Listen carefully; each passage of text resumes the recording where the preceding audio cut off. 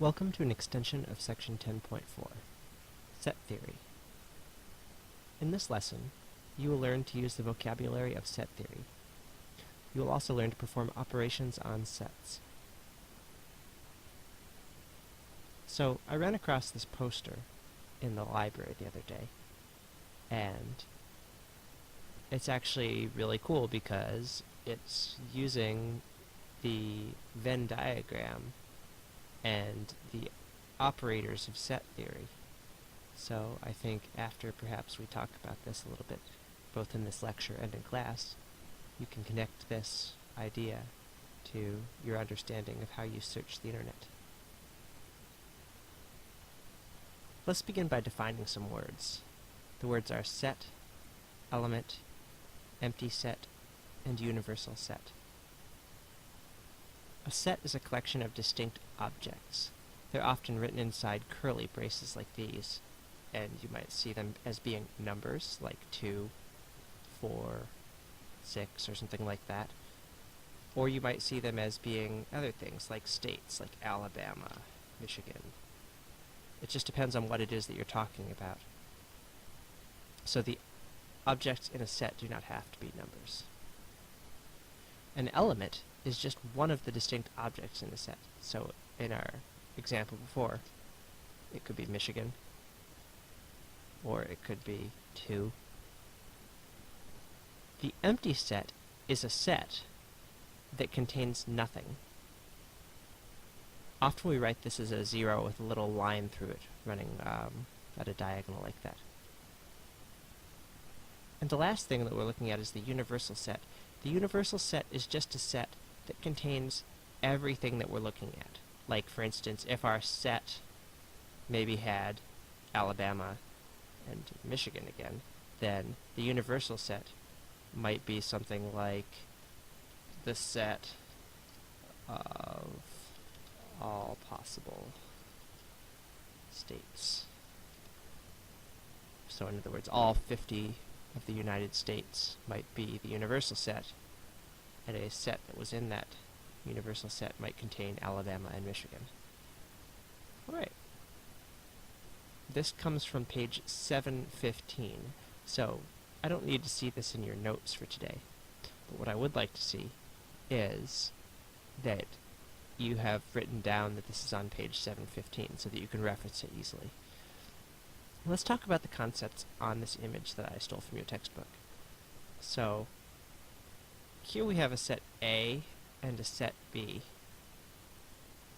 The union of two sets, and we've already discussed this actually, so I'm going to go over this pretty fast. We discussed this in our last video lecture. The union of two sets, A and B, is written A, U, B, and is the set of all elements in either A or B. So the difference here between what we looked at in the last video lecture and what we're talking about here is notation. Before we used to say A or B, right? That's what we talked about when we combine two things. Here we're using this U, this capital U, to describe the union. But union means the same thing as A or B, as you can see right here in the description. The intersection of two sets is written A, and then you've got a U upside down, and that's A and B. So again, this is something we talked about before, but we just said A and B. We didn't use this upside down U. And finally, the complement of a set, A, is written as A bar, which is what we've talked about before, and that's everything besides what's in A, as you can see in this picture here. So let's take a look at an example that uses our new notation. Let A be the set of all positive even numbers less than 20, and let B be the set of all positive odd numbers less than 20. Finally, let U, the universal set, be the set of all positive integers up to 22. Okay, so U is everything that we're considering, and then A and B are pieces of that. So I'd like us to find A intersect B. So that means A and B. Pause for a second, please, and figure this out on your own. Okay, welcome back. So A is a set of all even numbers less than 20, and B is the set of all positive odd numbers less than 20. So, are there any numbers that are both even and odd? And the answer to that is no, there aren't. Those things are exclusive. So, the answer to this is the empty set. There is nothing that is both even and odd, so the intersection of A and B is empty. Alright, part B. Find A union B. So, if A is the set of all positive even numbers less than 20, and B is the set of all odd numbers less than 20, then A union B, which is A or B, is just going to be 1, 2, 3, 4, and I'm going to keep going with this. I'll put some dots there, all the way up to 20. In other words, it's every number from 1 to 20, right? Oh, I'm sorry. I said less than 20. So, actually 20 is not in that set, right? Every odd number less than 20, every even number less than 20, 20 is not included. Okay. Find the complement of A. So again, pause, think about it, and come back.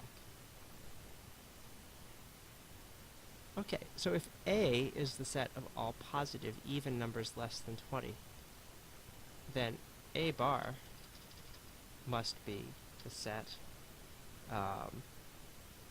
1, 3, 5, 7, 9, 11, 13, 15, 17, 19, 20, 21, 22. How did I get this?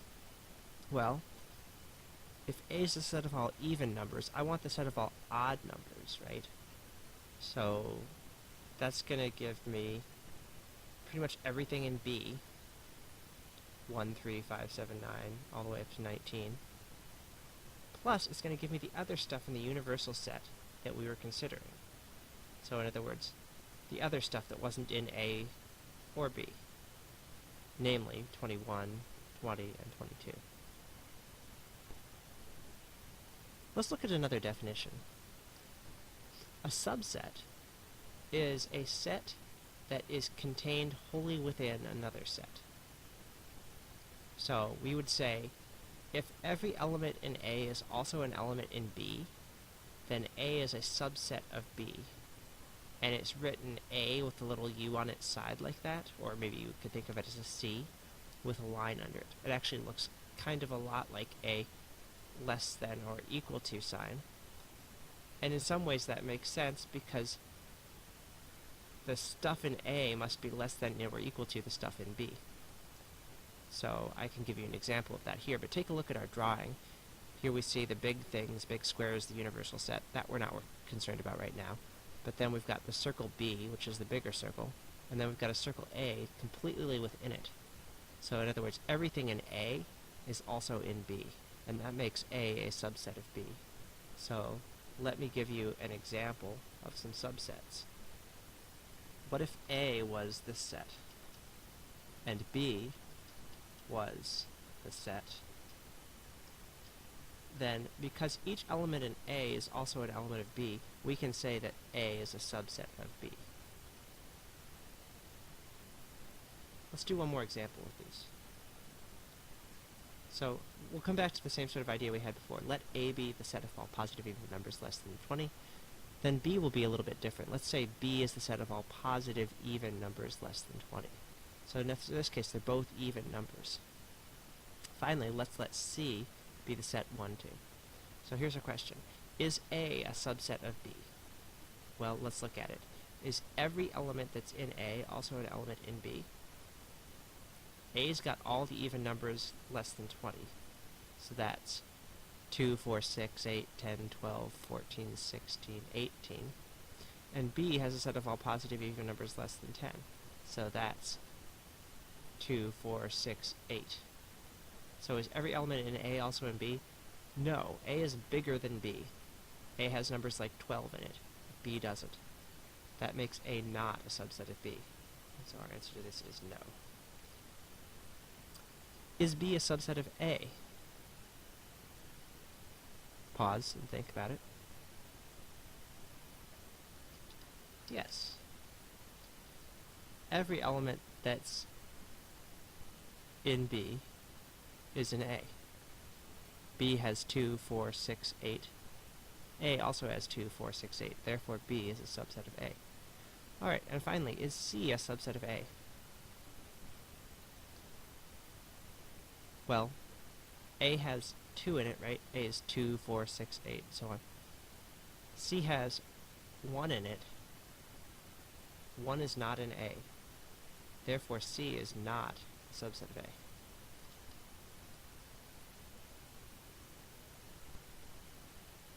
Alright, so in this lesson you've learned the terminology of set theory.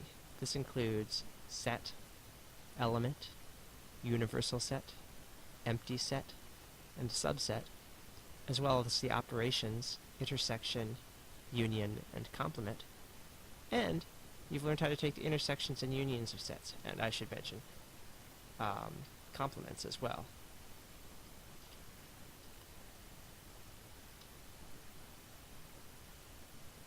So wonderful. We'll see you in class.